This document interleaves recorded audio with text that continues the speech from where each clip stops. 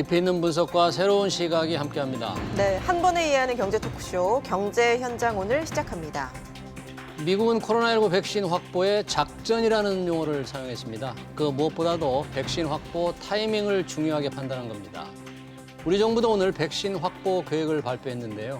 백신에 대해 유독 소극적이란 비판을 잠재울 수 있을지 주목됩니다. 네, 지금의 이 3차 유행이 당장은 꺾일 기미가 보이지 않습니다. 조금 더 효과적인 방역과 또 경제 대책이 시급한 시점인데요.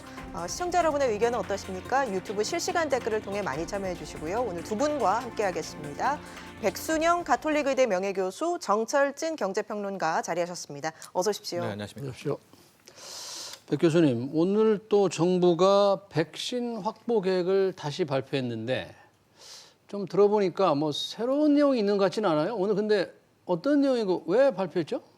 글쎄 새로운 내용이 전혀 없고요. 네. 지난번까지 발표했던 내용 그대로인데다가 모더나의 백신을 내년 1월에 계약을 하겠다 하는 것만 바뀐 거니까 결국은 연기되는 상황이잖아요. 그래서 사실은 이것이 문제는 계약을 언제 하느냐가 문제가 아니고 네. 이 계약한 물량 우리는 화이자하고 모더나인 경우는 선구매를 하지 않았기 때문에 계약을 했을 때 우리한테 도입되는 것이 언제냐. 그럼 그 도입에 맞춰서 우리는 언제 승인할 수 있느냐. 또 언제 접종을 받을 수 있느냐 하는 것이 제일 궁금한 부분인데요. 예. 그런 알맹이가 다 빠졌기 때문에 지난번에랑 지금이랑 바뀐 내용이 아무도 없고 그걸 왜 발표를 했는지는 알 수가 없습니다.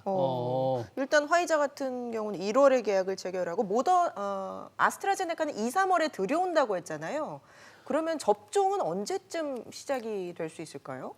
아스트라제네카 백신의 경우에 있어서는 일단 계약이 된 상황입니다. 1,000만 네. 명분, 즉 2천만 도즈를 구매 계약을 했기 때문에 언제 들어오느냐가 문제가 아니라 여기에 임상 3상에 약간의 문제가 생겨서 지금 추가 임상 3상을 하고 있는 상황이기 때문에 이 중간 결과를 가지고 유럽의 EMA나 아니면 영국의 식약처에 상당하는 기관에서 승인을 해준다면은 우리는 바로 식약처에서 승인하고 사용을 할 수가 있는데요. 도입을 해서 뭐 2월이든 3월이든 접종을 받을 수가 있죠. 예. 최악의 시나리오는 이 중간 결과 발표를 영국이나 유럽에서도 승인을 안 해줄 경우에 있어서 우리는 단독으로 승인을 할 수 있습니다만은 이 승인을 할 때에 있어서 우리가 고려해야 될 점은 우리 국민들의 신뢰성을 얻을 수 있느냐 하는 부분이죠. 즉 유럽이나 뭐 FDA는 아마 안 해줄 것으로 보이고요. 시간이 늦어지고 영국이나 유럽에서 승인을 안 해줬을 때에는 뭐 그만한 문제가 있었던 것이 아니냐는 즉 그러니까 잠깐만요. 미국 FDA에서는 승인을 훨씬 늦출 것 같다. 그런 지금 전망이세요? 이상하게요. 아스트라제네카. 네,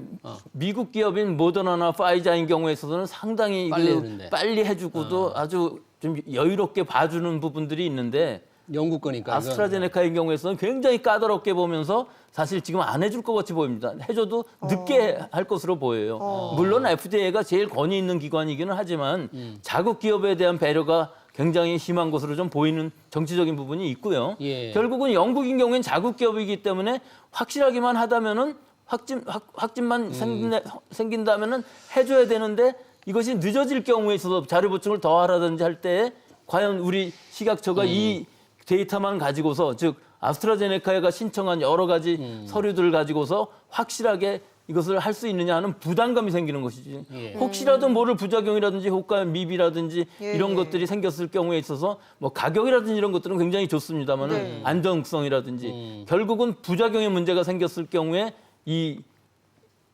상당히 만만치 않은 부작용이 생길 수 있는 즉 정치적인 부작용이 생길 수 있는 부분이 있기 때문에 이 후유증 또한 만만치 않아서 실제로는 중앙약사심의위원회에서 결정은 하지만 이 결정할 때에도 이게 굉장히 힘든 부분이 분명히 있습니다. 즉 우리나라에서 직접 임상 3상을 다 해갖고서 한다면 큰 문제가 없지만 그런 실질적인 데이터가 아니고 외국들에서 한 임상 3상 결과를 가지고서 식약처에서는 서류상으로 이걸 검토를 하는 부분이거든요. 그렇기 때문에 이 부분에 있어서의 이 부담감은 엄청날 것으로 보여서 과연 2, 3월에 이것을 우리나라만 단독으로 하고 우리가 제일 먼저 이 임상 접종을 할 수 있는지 임상이라는 건 실제 현장에서 접종을 할 수 있는 것인지 이 부분에 대한 아직도 불확실성이 남아있는 부분이죠.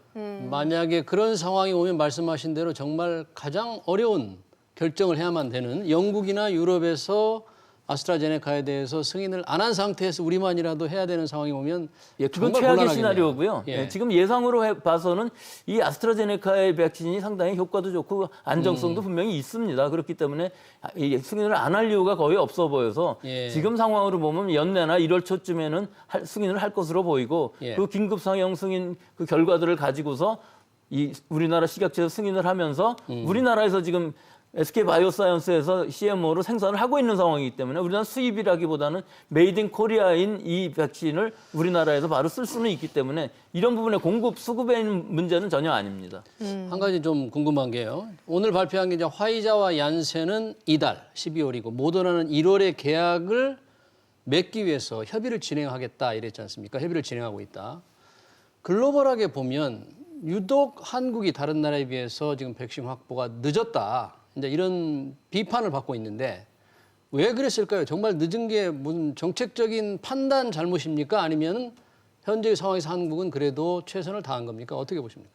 글쎄요. 최선을 다했다고는 지난 여름부터 이제 이 백신이라는 것이 개념이 쭉 나오면서 우리가 제일 걱정했던 것이 파이자나 모더나의 백신은 mRNA 백신이기 때문에 우리가 한 번도 경험하지 못한 백신이라 상당히 우려가 컸었고 아스트라제네카의 백신은 상당히 빨리 갔었거든요. 임상 3상도 제일 먼저 했었는데 이제 중간에 문제가 생기면서 이게 완전히 반전된 상황이죠, 상황이. 예. 그렇기 때문에 우리나라에서 좀 보수적으로 접근했던 것이 이런 혹시라도 모를 부작용 때문에 돈은 지불하고 사실은 이것이 사용하지 못할 상황이 있을 수는 있었던 것이거든요. 네. 예, 이런 부분들인데 외국의 미국이나 유럽이나 일본 같은 경우는 상당히 급박한 상황이기 때문에 뭐 물불 가리지 않고 우선 먼저 구매부터 해놓는 이 선구매를 한 상황이지만 우리는 선구매까지는 생각을 안 하고 좀 여유롭게 생각했던 것이 사실은 지금 생각해 보면은 어느 정도의 그 긴급한 물량, 즉 응급 백신이라고 해서 적어도 의료진이라든지 아주 고령자들한테 수백만 명 정도는 무조건 돈을 날릴 셈 치고서 선구매를 했어야 되지 않냐는 아쉬움이 남는 것이죠. 아니, 저는 근데 왜 그렇게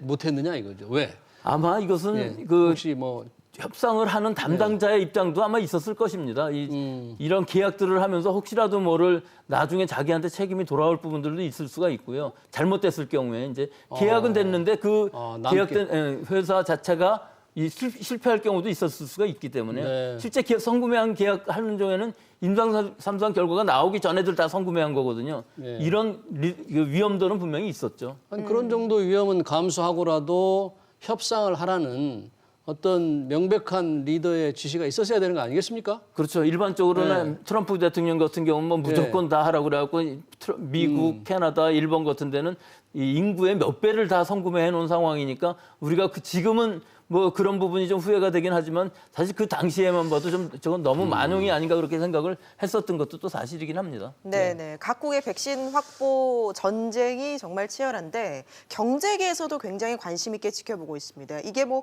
경제적인 불평등까지 야기할 수 있는 그런 문제가 돼버렸어요. 그렇습니다. 이제 백신 디바이드라는 이제 새로운 문제, 새로운 용어가 나와 있는데요. 크게 두 가지 정도 측면에 있는 것 같습니다.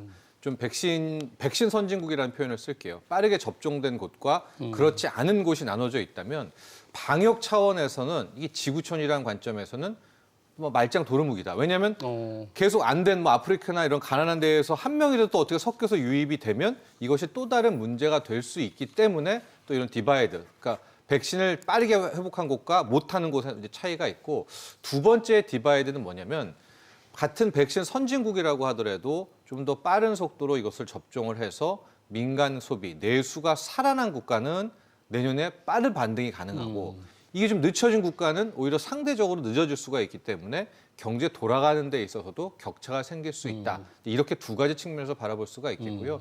그래서 좀 이제 의미 있는 뭐 사회단체라든가 세계 주요 그룹들은 돈을 좀 모아가지고 이 백신 빈국들한테도 어느 정도를 나눠주자. 왜냐하면 실질적으로 이런 식으로 해서 빠르게 내년 내에 전 세계 지구촌에 백신이 도입될 때는 거의 한 이득이 150조, 170조, 1,500달러 정도가 나오고 만에 하나 이걸 늦춰질 경우에는 뭐 2025년까지 나가면 거의 500조 원 정도의 비용이 들기 때문에 실제로 사가지고 후진국들한테 백신 나눠주는 비용은 여기에 뭐 10분의 1도 뭐 안 될 정도니까 이렇게 해서라도 뭐 지구가 한마음 한뜻으로 좀 뭉치자라는 이제 아젠다들을 내놓고는 있는데요. 이게 현재로서는 잘 받아들여지고 있지가 않은 것이 백신에 관해서는 지금 극심한 좀 자국 이기주의들이 네. 나오고 있는 것 예. 같아요. 지금 네. 뭐 영국이라든가 미국, 캐나다, 유럽에서 또 벨기에도 하고 러시아도 자체적으로 네. 백신하고 있는데 이런 나라들이 지금으로서는 막 이런 것들을 좀 나눌 그럴 가능성은 좀 낮아 보입니다. 네. 다만 우리가 한 나라만 완벽하게 백신에 성공했다라고 해서 이게 또 완벽하게 해결되지 않는 지구라는 것이 연결되어 있기 때문에 이 점도 꼭 염두에 둬야 될 것 같아요. 근데 특정 국가는 주로 선진국이겠지만 네. 백신 확보가 인구의 뭐 서너 배, 어디 뭐 캐나다는 11배까지 확보했다고 하니까 네. 좀 개도국들이 나눠서 그렇죠. 생각을 안 하는지 모르겠어요. 근데 그건 네. 바람이기는 한데 네. 또 그 나라 입장, 또 그 나라의 뭐 행정부라고 할까요? 좀 아직까지는 그 자국 내 상황을 보고 하겠다라는 쪽이 현재로서 많은 것 같습니다. 네. 지금 백신 확보 경쟁도 치열한데 지금 이미 백신 접종이 시작한 나라들 있지 않습니까? 거기서 생기는 부작용들은 아직 우려할 정도는 아닙니까? 어떻습니까? 예, 아직은 뭐 초기 단계라 그렇게 예. 많이 나오고 있지는 않습니다만 우리 지난번에 우리나라에서도 독감 백신 맞고서 사망하신 분이 108명이나 됐다고 했지만 예. 실제적인 인과관계는 별로 없었거든요. 근데 지금 상황에서도 보면은 이 아나필락시스라고 그래갖고 접종받은 후에 갑자기 나빠지는 상황이 과민성 이 반응이 일어날 수가 있어요. 알러지 반응이. 이거는 그래서 우리 지난번에 독감 백신 때에도 적어도 그 접종 기관 의료기관에서 한 30분 정도 기다려라 하는 것이 바로 네. 조치만 하면은 위험해지진 않거든요. 그런 케이스가 이제 한두 건씩 나오는 상황인데 아직 접종 건수가 뭐 수십만 정도까지도 올라가지 않았기 때문에 2, 3일 지나면서 보면은 이런 단기적인 부작용에 대해서는 임상 3, 4과 거의 다르지 않다 하는 것이지만 사실은 접종을 하게 되면 뭐 열나고 뭐 여러 가지 간단한 증상들은 많이 나오는 것이 일반적이고요. 특히 이 mRNA 백신의 경우에서는 상당히 그 비율도 좀 높다고 알려져 있습니다. 일단 열이 나고 권태감 같은 거 생기고 좀 아프고 하는 부분들은 있는데 예. 그런 부분들은 다 2, 3일이면 지나가는 가벼운 후유증이 부작용이기 때문에 아직까지는 걱정할 만한 그런 부작용은 발견되지는 않았습니다. 예. 화이자 백신 같은 경우는 뭐 영하 70도에서 유지를 해야 되는 그런 까다로운 백신인데 뭐 운송상에서 문제점 그런 것들 없었습니까? 일단 운송상에서 문제는 없이 잘 됐는데 거꾸로 마이너스 92도로 너무 많이 떨어졌을 때 과연 어떻게 안전성이 어떻게 해야 되는 결과가 없어 갖고서 예. 실제로 그런 케이스가 네. 있었다고 합니다. 온도가 더 많이 내려가서 만약에 이 문제가 있느냐 없느냐를 아직은 네. 파이저에서 발표를 하고 있지 않습니다만 일단은 반송했다고 합니다. 네. 지금 모더나는 FDA 아직 승인이 지금 임박한 건데요. 이제 권고를 했기 때문에 하루 이틀 사이에 아마 승인이 될 것으로 보입니다. 그럼 모더나는 이 보관이 조금 더 화이자보다는 조금 편리한 거죠. 근데 결국은 마찬가지인 것이 마이너스 20도 보관을 해야 되는데 여기서도 이제 마이너스 20도가 그럼 마이너스 30도 됐을 때 어떻게 되느냐 하는 문제. 즉 이 냉동고라는 개념이 마이너스 20도를 항상 제대로 유지하고 있는 것이 아니라 갑자기 떨어졌다 올라갔다는 이 폭이 있거든요. 변화 폭이. 네. 이 부분에 어느 정도가 허용이 되는지 이런 부분들이 문제가 될 수 있고요. 네. 그래도 모더나 쪽은 파이자에 비해서는 상당히 쉬운 거죠. 마이너스 20도라는 거 우리 가정용 냉장고에도 있을 정도로 큰 돈 들이지 않고 이 장비를 만들 수 있는 것인데 사실은 이 마이너스 20도라는 것들도 우리나라에만 와도 사실 우리 지금 시스템들은 다 2도에서 8도씨 시스템으로 되어 있지 동결되어 있는 마이너스 20도 시스템은 아니거든요. 그러니까 좀 더 대비는 해야 될 상황이긴 합니다. 예. 네. 지금 백신 확보할 때 아까 전에 말씀하실 때 이제 뭐 신종플루 때 그랬다면서요. 좀 남게 되니까 담당자들의 어떤 책임 문제가 따랐다면 이번에도 그런 어떤 관료주의 때문에 결국은 확보를 제대로 못하지 않았냐 그런 지적이 있는데 그 공감하십니까? 근데 이거는 사상 초유의 일이죠. 예. 지금 제대로 다 개발이 안 된 상황에 백신을 먼저 산다는 것, 또 이런 부작용에 대한 것도 전혀 책임을 안 지겠다는 것, 이런 일이 있을 수 없는 일인데 이것을 과감하게 지금 구입하기는 쉽지 않은 상황이 있었다는 것이고요. 사실 남는다는 것은 행복한 일입니다. 그 폐기하긴 해도 돈은 아까울 수 있어도 예. 우리 지금 독감 백신 같은 경우도 남으면 전부 폐기하는 것이거든요. 근데 지금 물건을 사놓고서 못 쓰는 경우는 이건 좀 다른 것이죠. 완전히 효능이 없는 백신을 산다는 것은 이번이 처음일 수가 있기 때문에요. 그래서 이거는 상황 자체가 좀 많이 달랐었고 예산 문제도 예산이라는 걸 얼마로 책정해야 될지도 전혀 검토가 될 수가 없는 그런 정도의 상황이었기 때문에 예, 지금으로서는 뭐 지난 일을 얘기하는 것뿐이지 우리가 좀 보수적이어서 좀 아쉬웠다 하는 부분이지 그것이 지금으로 봐서 잘못됐다고 얘기하기는 좀 어렵긴 합니다. 예, 예. 이 백신이 이제 주식 시장에도 직접적인 영향을 주고 있는데 최근에 관련주들의 흐름은 어떻습니까? 일단은 근데 백신의 그러니까 약발이라고 표현을 하지 않습니까? 예. 근데 상당히 떨어진 것이 사실입니다. 항상 우리가 뭐 실적도 발표가 나면 그때부터 주가는 멈추잖아요. 그럼 기대로 오르게 되는 예. 그런 메커니즘과 비슷합니다. 즉 백신이 나왔다. 예. 가장 백신에 민감하게 테마주가 움직였던 것이 한 달 전쯤에 뭐 이펙티브 90% 이상 처음 막 이렇게 나왔을 때가 주가가 막 폭등을 하고 그랬죠. 막상 접종을 시작하고 나서부터는 이제 재료 소멸인 이제 그런 측면으로 넘어가고 있는 게 굉장히 많고요. 다만 미국 예. 쪽에서는 백신 관련 좀 작은 다른 테마들이 뜨고는 있는데 우리도 이걸 좀 다른 차원에서 염두에 둬야 될 것 같아요. 어떤 건가요? 이제 네. 요즘에 가장 뜨는 테마가 콜드 체인이라는 겁니다. 앞서 보관. 백 박사님도 이야기를 예. 하셨지만은 냉장 이쪽 보관. 맞습니다. 냉장 보관하는 모더나나 파이자는 냉장 보관이 굉장히 중요한데 그 콜드 체인이라는 것이 뭐 우리도 그렇지만 그쪽에서도 아직까지 굉장히 낯선 시스템이란 네. 말입니다. 그래서 이런 콜드 체인 관련한 뭐 업종이라든가 기업들의 예. 주가들이 좀 이제 주목을 받고 있는데 예. 제가 말씀드린 것은 이제 우리가 아스트라제네카 위주로 가고는 있지만 만에 하나 모더나나 파이자를 하게 될 경우에는 지금 우리는 콜드 체인 시스템이 글쎄요, 과연 저 영하 20도에서 많게는 막 영하 7, 80도를 어떤 식으로 할 수 우리 있을까가 운송 뭐잘 준비가 될 됐습니까? 필요가 할 것 같거든요. 마련을 해야죠. 근데 이제 그다지 마련. 힘들지는 않은 콜드체인 시스템일 수가 있는 것은 마이너스 20도인 경우에 있어서는 모든 의료기관들에 다 있기는 합니다. 그렇지만 온도의 그 편차가 어느 정도 되는지 이런 것들이 다 기록이 돼야 되고 예. 사실은 그게 더 어려운 부분이거든요. 마이너스 20도 냉동고가 있어야만 되는 것이 아니라 그 온도가 즉 지난 밤에 얼마가 떨어졌냐 올라가느냐 하는 것이 다 기록이 되는 로그 시트라고 그러는데요. 이런 기록 장치 같은 것들이 다 마련돼 있어야만 안정적이라고 할 수가 있지. 우리가 아침에 와서 봤더니 뭐 냉동고가 녹아 있었다든가 이런 정도의 원시적인 수준으로 되지 않는 일이라 콜드체인이라는 게 상당히 경비가 들어가는 부분이 있는 것입니다. 네, 그래서 그런 또 부분들이 관심이 많다. 예, 그래서 이제 이런 나라들이 이제 백신을 많이 확보한 이유 중에 하나도 횟수도 지금 뭐 2회라고는 하지만 이것도 안 가본 길이기 때문에 좀 많이 좀 사놓은 케이스도 있고 콜드체인 이게 보관 때문에 막 버리게 폐기 처분될 가능성도 지금 남아 있는 것 아니겠습니까? 그래서 우리도 아마 모더나나 화이자를 이렇게 들여오게 될 때는 이제는 좀 과할 정도로 좀 많이 좀 사는 것이 실질적으로 왜냐하면 이제 다른 미국이나 캐나다의 확보들 특히 일본 같은 것들을 보면 과하게 지금 비축을 하고 있거든요. 그런 측면도 고려해봐야 될 것 근데 같습니다. 우리가 지난번에 독감 백신 할 때 상온에 잠깐 노출됐다고 그래서 폐기되고 난리 그런 났어요. 일 있지 예, 않았습니까? 예, 예. 그래서 사실은 안정성에는 큰 문제가 없는데도 백신이기 때문에 그런 문제가 생기는 것이거든요. 예. 이게 지금 아스트라제네카 같은 경우는 똑같은 상황으로 2도에서 8도면 되는데 마이너스 20도 시자도 녹여서 쓸 때는 이게 상당히 복잡한 부분이 생길 수가 있어서 이 접종하는 것들도 다 연습을 해야 되고 우리가 한 번도 안 가본 길이기 때문에 이 시스템은 마련을 해야 되고 콜드 체인이 굉장히 중요한 부분을 차지할 수 있습니다. 네. 정청진 평론가님, 아까 네. 말씀하실 때 이제 백신이 이렇게 나오면서 실제 테마가 발표되고 나면 기대감이 낮아진다는 말씀을 하셨잖아요. 네. 그런데 백신이 이제 접종이 시작되면 경제 회복에 대한 기대감 때문에 그런 부분들에 대한 이 자본시장의 기대가 좀 높아지지 않을까 하는 그런 낙관적인 기대가 있는 게 아닙니까? 안 네, 그래요? 그런데 그 부분에 대해서는 좀 엇갈린 시선이 있습니다. 이제 실제적으로 백신이 되면서 백신 관련한 것은 뭐 우리가 기대해서 하고 뉴스에 팔아라는 것처럼 이제 백신 테마는 서서히 줄어들고 있는데 새롭게 떠오르는 게 그럼 민간 소비주가 올라야 되는 게 맞죠. 새롭게 경제가 돌아갈 테야 예, 되니까. 예. 근데 여기에서 조금 주춤주춤 하고 있는 모습이 보이는 건 바로 빚, 부채 때문입니다. 우리 소상공인들도 그렇지만 전 세계에서 지금 멈춤 현상이 나오고 특히 미국, 유럽에는 심각한 봉쇄가 있었지 않습니까?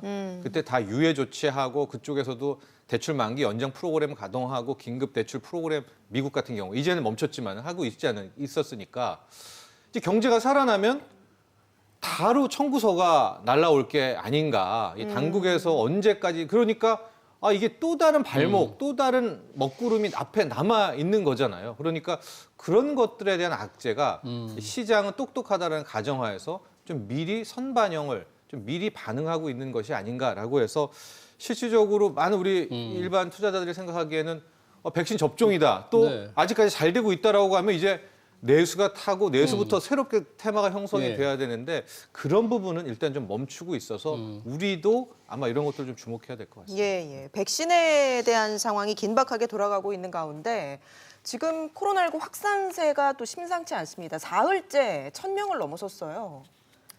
네, 이 1,000명이라는 숫자도 사실은 문제지만 지금 병상 부족이 심각해서 생활치료센터도 부족한 걸로 보입니다. 실제로 정부 당국에서 말씀하시는 것하고 실제 사망자가 어제 오늘 사이에 생겨서 자택에서 대기하고 있다가 병원에 못 가보고 생활치료센터에도 못 가고 사망하신 분이 생긴다는 이유는 실제 방역당국에서 말씀하시는 이 상황하고 우리 지자체들이랑 현장에서의 이 체감하는 이것이 상당히 많이 차이가 있는 것으로 보여요.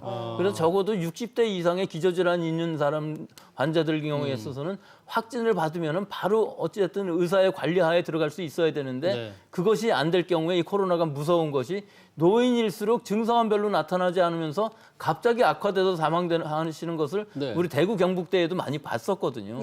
이런 상황이 일어나지 않게끔 하는 것이 최선이었어야 되는데 지금 이 환자의 숫자가 증가하는 것은 뭐 어느 정도 멈춘 것으로는 보입니다. 하지만 아직 이 급증세가 좀 급경사는 떨어졌지만 멈춘 것으로? 이것이 감소 추세는 아니기 때문에 이 감소 추세를 하기 위해서는 우리가 3단계 상향을 해야 된다고 말씀을 드리는 것이고 왜 감소세가 돼야 되냐면은 지금 이런 1,000명이라는 수준이 계속 나온다 그러면 우리 방역 체제, 의료 체제가 감당할 수가 없는 게 되고 벌써 현실적으로 나타나고 있거든요. 그렇기 때문에 지금 이 상황은 만만치가 않은 데다가 더구나 지금 겨울이 점점 깊어가면서 더 실내 활동이 많아지고 엊그제만 해도 영하 10도가 넘어가니까 실내 활동이 훨씬 더 많아지지 않습니까? 그런데도 난방하는데 문을 열어놓고 환기하기도 어려운 이런 상황들 때문에 전 세계적으로도 이 상황이 지금 개선되고 있지 않고 적어도 이번 달 말이 아니라 1월 달 말 겨울이 끝날 때까지는 이 확산세가 아마 꺾이지는 않을 것으로 보이는 경우가 많이 있어서 지금 상황으로 보면 지금 아주 철저한 방역을 하지 않는 한 잘못하면 우리 이 지금까지의 방역의 통제가 무너질 수도 있는 즉 찾아가면서 환자를 격리할 수 없는 상황이 될 수도 있어서 그것들이 지금 우려되는 상황이죠. 이렇게 의료계 전문가 측에서는 3단계로 당장 가야 된다. 이미 늦었다라는 의견들도 있는데 우리 정부는 여전히 신중합니다. 당장은 올리지 않겠다는 입장인 것 같아요. 네, 오늘 이제 당국 발표를 좀 보니까 방금 이야기한 대로 아마 3단계는 빠르게 가지 않을 것 같은 좀 그런 뉘앙스를 전했습니다. 왜냐하면 3단계로 가지는 않더라도 3단계에 준하는 방역 체계의 몇 가지를 손보겠다라는 이제 그런 방법이거든요. 그러니까 큰 틀에서 형식적으로는 3단계 발표를 안 하되 세부적으로는 3단계에 준하는 좀 고강도의 사회적 거리두기를 하는 아마 그런 것들을 선택하지 않을까. 그러니까 저걸 뭐 어떻게 표현해야 될 수는 없겠지만 2.5 플러스 알파 뭐 이것도 좀 2.5 플러스 알파 2.5가 실은 2.5인데요. 2.5 플러스 베타로 해야 될 것 같아요. 그렇죠. 알파를 했으니까. 네, 알파를 했으니까요. 또 그러니까 그만큼 복잡하고 어려운 지금 상황이 아닌가. 예, 그렇습니다. 그래서 아마 당국은 여기서 3단계를 가게 된다면 뭐 경제는 딱 그 올 2분기 때 미국과 유럽의 상황입니다. 뭐 분기 성장률이 미국은 마이너스 7.5, 마이너스 8%였고요. 유럽은 두 자릿수 마이너스 15% 이상씩 이제 나오게 되니까 이렇게 되면 정말 내수는 버틸 수가 없겠죠. 이제 그런 차원 때문에도 계속해서 3단계 가기를 좀 머뭇거리고 있는데 다만 약간 좀 여기에서 우리가 좀 많이 판단해야 될 게 3단계는 발표는 안 하되 또 3단계에 준하는 거리두기를 한다는 것은 이거는 거의 경제 타격은 본다는 뜻 아니겠습니까? 그러니까 이거 부분이 약간 좀 명쾌하게 설명은 좀 안 되고 있어서 뭔가 좀 책임을 회피하기 위해서 박사님, 모호하게 하는 거예요. 3단계 준하는 조치라면 좀 어떤 부분이 조정될 수 있을까요? 그러니까 지금 여러 가지로 이제 결국은 지난번에 했던 2.5단계, 3단계 사이면 2.75단계 아닙니까? 우리가 1.5단계, 2.5단계 한 것도 1단계, 2단계 사이가 너무 거리가 멀어서 이걸 다 만든 거니까 지금 이렇게 복잡하게 하느니 3단계 빨리 하고 이 3단계의 기간을 짧게 하는 것이 지금 2단계, 2.5단계 플러스 알파해서 가는 시간하고 큰 차이가 없을 것으로 보이거든요. 그리고 또 국민에 대한 메시지도 다릅니다. 3단계라는 걸 빨리 발동을 하면서 우리 국민들이 지금 이 순간에 만남을 자제하지 않으면은 통제할 수 없는 데까지 갈 수밖에 없다는 것을 빨리 얘기를 하고 이 수준을 빨리 줄여줄 수 있는 것이 더 급한 일인데 경제면으로 봐도 오히려 강하게 짧게 하는 것이 훨씬 더 도움이 될 것으로 보여서 저희들 생각은 이것은 너무 늦었지만 지금이라도 시간을 두면서 즉 둔다는 건 준비할 시간은 분명히 있어야 되거든요. 며칠간이라는 시간을 두면서라도 이번 주말이라도 일단은 발표는 3단계로 하는 것이 저는 맞지 않을까 이렇게 생각하는 것이 2.5단계 플러스 알파해서 1,000명에서 뭐 800명, 900명으로 내주에 줄어든다 할지라도 이거 경제적으로 봐도 2.5단계가 계속 유지되는 것이고 큰 차이는 없습니다, 결국은. 지금 3단계를 올린다고 해도 식당은 지금 할 수 있는 것인데 그 3단계마저도 식당도 못하게 하겠다는 것까지 지금 나오고 있거든요. 예. 오히려 그런 것보다는 철저하게 3단계를 지키면서 다 일정 기간, 뭐 지금으로 치면 한 연말 정도까지만 빨리 해보면서 그다음에 완화시키는 것을 결정할 수 있는 것이 더 낫지 않은가 그렇게 생각하고 우리 국민들의 입장에서도 지금 이동량은 줄어들고 있거든요. 근데 국민들의 이동량이 줄어들어도 환자 수는 안 줄어들고 있어요. 그럼 그 이동량이 줄면 그에 따른 확진자 이제 감소 효과랄까요? 그게 이번 주말, 다음 주 초에 좀 나타나지 않을까요? 그게 지금 예. 1차 유행, 2차 유행 뭐 가을까지는 잘 들었습니다. 그거랑 거의 비례하게. 근데 지금은 1.5, 2.5 단계 올리면서 네. 이동량이 줄어도 계속 환자는 지금 증가하고 있는 상황이거든요. 네. 지금 이 국민들의 이동량의 증가라는 것도 사실은 그 신빙성이 그렇게 크지를 않습니다. 지금 이동량 줄어드는 게 예, 줄어드는 통계가? 게 수치상으로 그건 아마 줄어들고 있는 것으로 휴대폰으로 뭐 보이는데 할 텐데. 결국은 감염되는 것들이 가까운 사람들 사이에서 많이 감염이 예. 되고 가까운 곳에서 감염이 되기 때문에 예. 뭐 물론 스키장이나 뭐 호텔이나 10,000원이라고는 지금 예. 발표를 하고 계십니다만은 실제적인 이동량의 감소로 인해서 과연 우리가 얼마나 그것을 기대할 수 있느냐 하는 부분하고 또 다음 주에 줄어든다 할지라도 그것이 얼마나 줄어들 수 있느냐 하는 것들을 너무 기대만 하고 있으면서 단계 격상을 바로 못하는 것이 지금까지 2.5단계까지의 엇박자가 난 것들도 계속 그랬거든요. 예. 사실은 800명 되기 전에 미리 지난 주말에 선포를 했으면은 선제적이 될 수가 있었는데 이미 선제적은 늦었고 예. 지금이라도 빨리 하는 것이 저는 시급하지 않나 그렇게 그래서 생각합니다. 지금부터는 이게 1차 방정식이 아니라 고차 방정식을 풀 필요가 있다 이런 말씀을 전해드리고 싶은데 이게 3단계다 아니다만 차원이 할 게 아니라요. 예. 3단계에 대한 단계별 문제 그리고 백신 확보 문제가 일단 같은 컨트롤 타워에서 고민해야 됩니다. 이게 3단계가 우리의 마지막 카드잖아요. 그러니까 3단계에서 못 될 때는 완전 국민 전반적으로 정말 완전 희망이 꺾이게 되지 않습니까? 근데 그때 버팀목에 백신이라는 시기가 있다면 3단계 다음에 백신, 그러니까 이 접종을 붙이는 이런 걸 고민해야 되고요. 네. 또 만약에 3단계로 가게 된다면 지금 3차 재난지원금을 3조 플러스 알파로 뭐 1월 지급이라고 하는데 예. 이거 바꿔야죠 이제. 규모도 3단계에 맞춰서 다시 키워야 되는 문제. 네. 그리고 이제 갑자기 또 이게 단발적으로 뭐 임대료 문제들이 나오고 있는데 예. 이것도 같이 고민해가지고 3단계 때는 그야말로 뭐 입법해서 3단계에 한해서는 뭐 석 달간 금지 뭐 그러니까 이거를 다 같이 모아가지고 한 수대모에서 착착착 이 마치 고차하면서 고차 방정식을 풀듯이 해서 몰아가야 되는데 이게 자꾸 한시선 3단계로 갈까 말까 예. 백신을 뭐 1월에 접종할까 말까 아니면 이 재난지원금을 선별로 할까 보편을 할까 뭐 임대료를 깎아지 이게 다 따로 논단 말이죠. 이게 결과적으로 하나로 뭉쳐야 실질적으로 제대로 된 해법이 나올 수가 있을 이게 겁니다. 3단계가 사실은 마지막 단계는 아닙니다. 근데 지금 이 그래요? 3단계는 예. 뭐가 또 있습니까? 우리는 밖에도 나갈 수 있고 음식점에도 갈 수 네. 있고 문 열려 있는 데가 많이 있는데 아. 네. 3단계 다음이 유럽에서 하던 락다운입니다. 완전한 봉쇄. 그때는 이제 밖에 나갈 때는 외출 증명서를 받아야 되는 상황이 될 수가 있기 때문에 예. 우리가 3단계라는 걸 하면서 지금 말씀하신 부분들 이런 것들을 다 해줘야 되는 이유가 3단계로 간다고 그래갖고 이 효과가 얼마나 할지 절대로 우리는 지금 알 수가 없고 예. 기대도 지금 크게 되지는 않습니다. 결국은 우리 전 국민이 지금 합심하지 않으면은 3단계 이상의 락다운도 갈 수 있다는 것을 염두에 두시고 지금 3단계에 가야 된다는 이런 아주 험악한 상황이 되어버렸습니다. 그렇다면 단계를 꼭 3단계로 올리는 것만 능사는 아니고 오히려 정부 얘기처럼 국민들하고 정부가 합심해서 단계 격상 없이 유행을 억제하는 방법을 찾는 수밖에 없는 거 아닙니까? 근데 그게 메시지의 강약이 다를 수가 있습니다. 예, 일단 3단계라는 것을 하면서 짧게 가는 것이 국민들한테 대한 강력한 메시지고 명확하게 할 수가 있는데 2.75단계 같은 것들을 자꾸 만들게 되면 더 복잡해지고요.